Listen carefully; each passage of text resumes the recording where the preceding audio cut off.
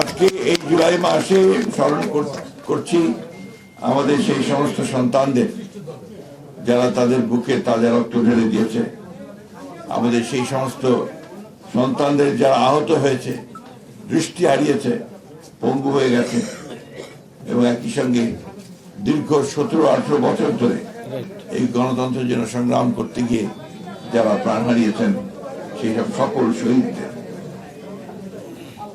BNP একটি উদারপন্থী রাজনৈতিক দল। বিএনপির সংগ্রাম বরাবরই ছিল একটি গণতান্ত্রিক রাষ্ট্র প্রতিষ্ঠা করা এবং সেই লক্ষ্যে বিএনপি কাজ করেছে। এবং আপনি জানেন যে 17-18 বছরে প্রায় 60 লক্ষ বিএনপি নেতাকর্মীর বিরুদ্ধে মিথ্যা মামলা হয়েছে। 1,35,000 মামলা হয়েছে, মিথ্যা মামলা।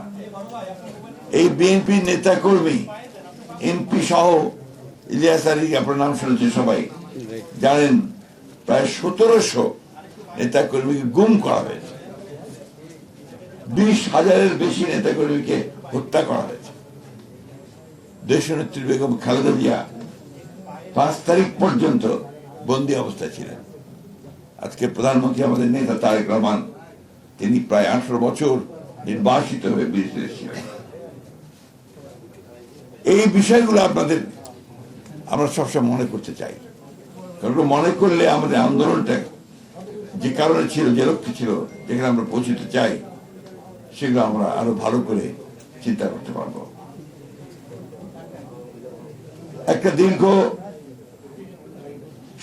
সংগ্রাম, জুলাই, যেটা কিছুক্ষণ আগে কবি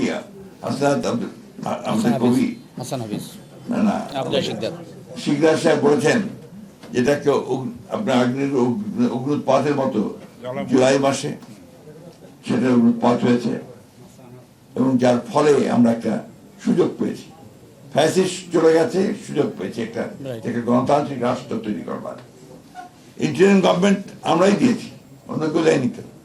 তো সেই ইন্টারিম গভর্নমেন্টের চেষ্টা করেছে তারা তাদের চিন্তা ভাবনার মধ্য দিয়ে এই দেশে একটা গণতান্ত্রিক পরিবেশ সৃষ্টি করবার এবং একই সঙ্গে যে পরিবর্তন রাষ্ট্র মেরামতের জন্য, আপনার সংবিধান পরিবর্তনের জন্য, তার জন্য যে জুলাই সনদ যেটা আপনার ঘোষণা করা হয়েছে, সেই সনদ তৈরি করা সম্ভব হয়েছে। একটা ধারণা আছে যে জুলাই বলা হচ্ছে একটা মহল থেকে যে বিএনপি জুলাই সনদ পালন করছে না। এটাকে পুরোপুরি ভাবে একটা ভ্রান্ত ধারণা দেওয়ার চেষ্টা হচ্ছে। এটা আমি তীব্র প্রতিবাদ জানাই, কারণ বিএনপি হচ্ছে সেই দল যারা সংস্কারের মধ্য দিয়ে কিন্তু এগিয়ে গেছে। আপনি চিন্তা করেন, এক দলের শাসন ব্যবস্থা থেকে বহুদলীয় গণতন্ত্রে নিয়ে এসে কিন্তু দলের প্রতিষ্ঠাতা শহীদ president Zia Rahman, parliamentary form government নিয়ে এসে দেশনেত্রী Begum Khaleda Zia presidential form of government থেকে, তত্ত্বাবধায়ক সরকার আপনার এখানে সংবিধানের সন্নিবেশিত করেছে বিএনপি। সুতরাং যতগুলো আপনার মৌলিক কাজ, এই পরিবর্তনের সংস্কার করার যেগুলো কাজ, সে কাজগুলো বিএনপি করেছে। এটা হচ্ছে রাজনৈতিকভাবে, অর্থনৈতিকভাবে ভিএটি নিয়ে আসা, আপনার মুক্ত বাজার অর্থনীতিতে যাওয়া, প্রাইভেট সেক্টরকে সামনে নিয়ে আসা, এই কাজগুলো কিন্তু সবই আপনার বিএনপি করেছে। সুতরাং বিএনপি যে এখানে এক বছর বলেছেন, এখানে বিএনপির টাস্কটা হচ্ছে এমন যে সব ধ্বংস হয়ে যাবে, ওখান থেকে বিএনপিকে আবার গড়ে তুলতে হবে। তাই করেছে বিএনপি। যতবার ধ্বংস হয়েছে, রাষ্ট্র ধ্বংস হয়েছে, রাজনীতি ধ্বংস হয়েছে, অর্থনীতি ধ্বংস হয়েছে, বিএনপি সেখান থেকে আবার তুলে ধরেছে। আজকেও কিন্তু একইভাবে প্রেক্ষাপটটা আপনি চিন্তা করেন, একটা 17-18 বছরের একটা ফ্যাসিস্ট শাসন, তারপরে একটা প্রায় 2 বছরের মতো একটি অন্তর্বর্তীকালীন সরকারের শাসন। সেখান থেকে বিএনপি জনগণের ম্যান্ডেট নিয়ে একটা সরকার গঠন করেছে। এমন না যে একটা জোর করে করে ক্ষমতা দখল করেছে, একের পুরোপুরি একটা নির্বাচনের মধ্য দিয়ে এসছে। এবং যে জুলাই সনদের কথা বলা হচ্ছে, আমরা সবাই জানি, একটু দয়া করে সবাই করে খুলে দেখবেন যে প্রতিটি পাতায় বলা হচ্ছে যে যে বিষয়গুলোতে একমত হবে না যে দলগুলো, যদি সেই দল কেউ নির্বাচিত হয়ে সরকার গঠন করে, তারা তাদের ইশতেহারে যেটা ছিল সেই অনুযায়ী তারা কাজ করবে। আপনি এখন জানেন, করে দেখেন। তো সেই জায়গাগুলোকে ভুল বোঝানো হচ্ছে কেন? যে বিএনপি জুলাই সনদ বাস্তবায়ন করতে চায় না, বিএনপি সরে যাচ্ছে, বিএনপি দূরে চলে যাচ্ছে। প্রবলেমটা তো অন্য জায়গায়। প্রবলেম হচ্ছে যে গণভোট, যেটা কথা বারবার বলা হচ্ছে, সেই গণভোটে যে 4টা কোশ্চেন ছিল, সেই 4টা কোশ্চেনের মধ্যে 3টা কোশ্চেন তো আমরা একমতই ছিলাম, কিন্তু একটা প্রশ্ন, যে প্রশ্নটা আমাদের সেই কমিশন, আপনার সংবিধান সংস্কার কমিশন, তাদের কারোর সঙ্গে পরামর্শ না করেই, আমাদের রাজনৈতিক দলগুলি স্টেক হোল্ডার যাচ্ছিল, তাদের সঙ্গে কোনো পরামর্শ না করে তারা এটা চাপিয়ে দিয়েছেন। এই যে বিষয়টা, এটা তো আমি, আপনার মনে আছে, আপনাদের মনে থাকবে, আমি তখনই স্টেটমেন্ট দিয়েছিলাম, এটা একটা জাতির সঙ্গে প্রতারণা করা হয়েছে। এই জিনিসটা কিন্তু আমরা অনেকেই ভুলে যাচ্ছি, আমরা কখনোই সেটা মেনে নিইনি। আমরা বারবার বলেছি যে আমরা এইখানে একমত নই। ওইভাবেই তো ইলেকশনটা হয়েছে, সেইভাবেই তো ম্যানিফেস্টো দিয়েছি আমরা, সেইভাবেই তো জনগণ আমাদেরকে ভোট দিয়েছে, দিয়ে আমরা সরকারে এসেছি। এখন আমরা যখন সরকারে এসে আমরা কিন্তু চেষ্টা করছি জুলাইয়ের ঘোষণার প্রতিটি অংশ, অক্ষর আমরা যেগুলো স্বাক্ষর করেছি, আমরা সেটা পালন করতে চাই এবং শুরু করেছি কাজ। আমরা ইতিমধ্যে অনেকগুলো কাজ হয়েছে। ইতিমধ্যে পার্লামেন্টে একটা কমিটি গঠন করা হয়েছে, আপনার জুলাই আপনার সংবিধান অ্যামেন্ডমেন্ট কমিটি, সংশোধনী কমিটি করা হয়েছে। এখানে এখন আপনার শুরু হয়েছে শব্দ নিয়ে বিভেদ, ওটা সংস্কার হবে নাকি আপনার সংশোধন হবে। অলরাইট, আপনার আসুন আলোচনা করি, পার্লামেন্টে আলোচনা করি, আলোচনা করে সিদ্ধান্ত নেই, কথা বলি কোন কোন জায়গায় আলোচনা আছে। তখন যদি একমত না হয়ে বেরিয়ে যাবেন, আলোচনা করেন। কিন্তু এখন যে ভাষায় আমাদের সম্মানিত বিরোধী দলের নেতারা কথা বলছেন বাইরে, 5 বছর করতে দেব না, এটা ভাষায় কথা বলতেন আপনার আমাদের হাসিনা। বিরোধী দল যখন গেল 91-এ, একটা দিনের জন্য শান্তিতে থাকতে দেব না, আজকে এই একই ভাষায় কথা বলতে শুরু করেছেন আপনার আমাদের বিরোধী দলের নেতারা। আমরা তাদের প্রতি ভীষণ শ্রদ্ধাশীল এবং আমরা মনে করি যে গণতন্ত্রকে প্রাতিষ্ঠানিক রূপ দিতে হলে, কার্যকর করতে হলে বিরোধী দলকে সবচেয়ে বড় ভূমিকা পালন করতে হবে। তারা অবশ্যই সমালোচনা করবেন, অবশ্যই তারা বিরোধিতা করবেন এবং যে ভুলগুলো সরকার করবে সেগুলোকে দেখিয়ে দেবেন, কিন্তু সেটা পার্লামেন্টের মধ্যে হলেই সেটা আপনার গণতান্ত্রিক পরিবেশটা ঠিক থাকে। দুর্ভাগ্য আমাদের, আমরা সেই আগের মতোই আপনার শুরু করেছি যে রাস্তায় নেমে এটা প্রতিবাদ করার বা জনমত তৈরি করার চেষ্টা করছি। এটা তো আপত্তি নেই, এটা আপনার গণতান্ত্রিক রীতি, কিন্তু সেটা এমন এক পর্যায়ে যেন না যায় যে পর্যায়ে গিয়ে আপনার এটা একটা সংঘাতের রূপ না নেয়। এটা আপনার অত্যন্ত জরুরি বিষয়। আমরা অবশ্যই নিন্দা জানাই যে সমস্ত জায়গাগুলোতে আপনার দু একটা ঘটনা ঘটেছে, এটা নিন্দনীয় এবং এটা অবশ্যই আইন শৃঙ্খলা রক্ষা বাহিনী নিরপেক্ষভাবে তদন্ত করে তার বিরুদ্ধে ব্যবস্থা গ্রহণ করবে, এটাও আমরা মনে করি। একটা জিনিস আমাদের মনে রাখতে হবে, এতদিনকার 15, 16, 18 বছরের একটা জঞ্জাল, সেই জঞ্জাল থেকে বেরিয়ে এসে কাজ শুরু করেছেন একজন ব্যক্তি যিনি নিজে নির্বাসিত ছিলেন 18 বছর। 18 বছর পরে ফিরে এসে কিন্তু তিনি দেখেন প্রত্যেকটা একটু পজিটিভ জিনিস দিয়ে শুরু করেছেন। তিনি বলেছেন নেমে এসেই কিন্তু তিনি সেই প্রথম যে তার জনসভা বা যে একটা রিসেপশন করার জন্য লোকজন গিয়েছিল, সেখানে কিন্তু তিনি কোনো দলের কথা বলেননি। তিনি তখন কিন্তু বলছেন রাষ্ট্র গঠন করবার কথা। আই হ্যাভ এ প্ল্যান, একটা পরিকল্পনা আছে, আমি পরিকল্পনা নিয়ে এসেছি, আমরা আপনাদের সাথে কাজ করতে, সেটাই তিনি শুরু করেছেন। ইতিমধ্যে যে সমস্ত কমিটমেন্ট তিনি করেছিলেন আপনার জনগণের ক্ষেত্রে, সেই কমিটিগুলোর যদি কাজ শুরু করেছেন, এগুলো অত্যন্ত ইতিবাচক কাজ, সাধারণ মানুষের কাছে চলে যাওয়ার কাজ।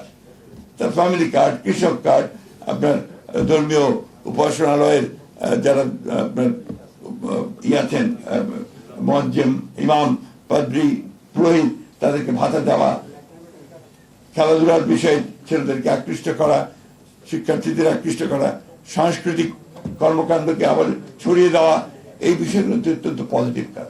খাল খনন কর্মসূচি, কৃষকদের তিনি ঋণ মৌকুফ করে দিয়েছেন, 10,000 টাকার মতো কৃষি ঋণ মৌকুফ করে দিয়েছেন প্রথম দিন ফার্স্ট ক্যাবিনেট মিটিং এ। প্রতিটা মুহূর্তে কাজ করছেন, দিনের 24 ঘন্টার মধ্যে বোধহয় 18 ঘন্টা তিনি কাজ করেন। এই মানুষটাকে আমাদের সহযোগিতা করতে হবে। আমরা যদি এখন শুধুমাত্র নেগেটিভ কথা বলে তাকে আরো পেছনে ছেড়ে দেওয়ার চেষ্টা করি, তাহলে কিন্তু গণতন্ত্রকে আমরা সেভাবে পজিটিভ রূপ দিতে সক্ষম হবো না। একটা ব্যাপার তো আমরা সবাই মানবেন যে আজকে মিডিয়ার উপরে কোনো হস্তক্ষেপ নাই সরকারের, আছে কি? তাহলে এটা তো একটা পজিটিভ জিনিস।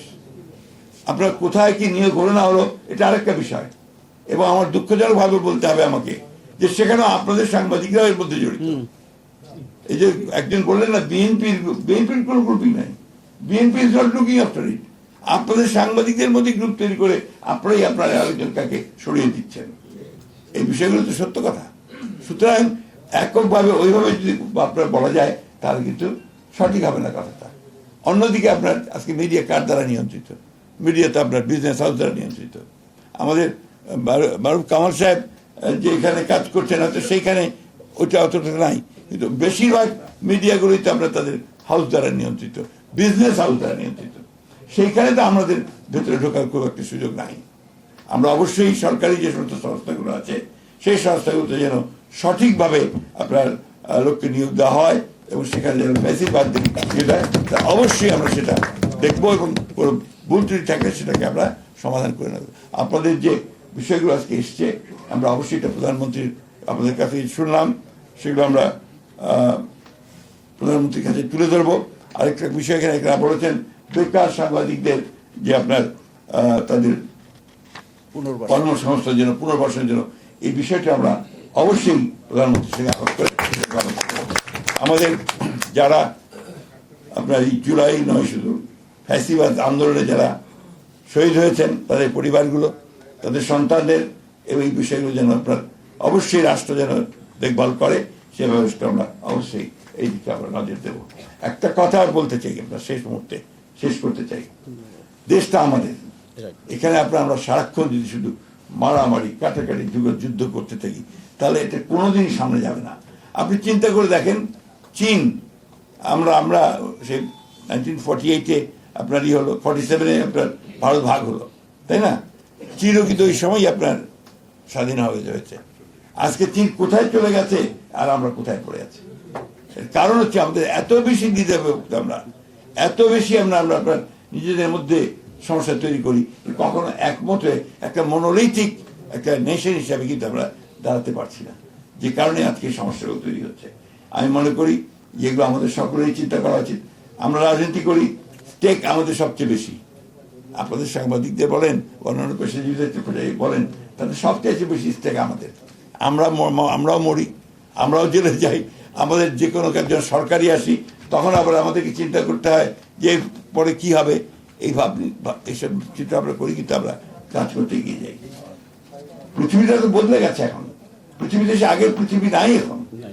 আপনি চিন্তা করে দেখেন আজকে অবলীলায় একটা বৃহৎ শক্তি তারা আরেকটি দেশের প্রেসিডেন্টকে তুলে নিয়ে চলে যায়, আরেকটা শক্তি তারা আপনার আরেক দিকে সমানে আপনার আক্রমণ করছে, গোলাগুলি করছে এবং আপনার সমস্ত আপনার ধ্বংস করে দিচ্ছে। কই পৃথিবীতে কিছু বলছে না, তো ওই পৃথিবী বদলে গেছে এখন। তাহলে সেই জন্যই আমাদেরকে সেইভাবে সব কিছুকে মাথায় নিয়ে কনসেন্ট্রেট করে আমাদেরকে এগোতে হবে। হ্যাঁ, আমরা জানি যে বাংলাদেশের অনেক সমস্যা আছে, আপনাদের সাংবাদিক এই মিডিয়াতে বহুত সমস্যা আছে, বেকারত্ব আছে, তার মধ্যেও কিন্তু আমাদেরকে একটু সহনশীল পর্যায়ে গিয়ে এগিয়ে যেতে হবে। আমরা যদি সহনশীল না থাকি তাহলে আপনার আবার এই বিভেদ আরো বাড়বে, কনফ্রন্টেশন বাড়বে, সেটা আরো ক্ষতিকর অবস্থায় নিয়ে যাবে। তাই আমি অনুরোধ করবো যে আপনারা পজিটিভলি ইতিবাচকভাবে দেখুন সব জিনিসগুলোকে এবং সরকারকে সময় দেন, সুযোগ দেন যাতে সরকার সেই কাজগুলো করতে পারে। মাত্র 5 মাস কয়েকদিন হয়েছে, এর মধ্যে যদি সবকিছু আমরা সঠিক চাই এটা সম্ভব না, তাই না? তার মধ্যে আপনারা দেখেন যে মোটামুটি কাজগুলো এগুচ্ছে। আমি অনুরোধ করব যে আসুন আমরা পজিটিভলি দেখে আমরা কাজ করি আর সরকারকে সময় দিয়ে কাজগুলো করা ঠিক মতো, এগুলো আমাদের মনে রাখতে হবে।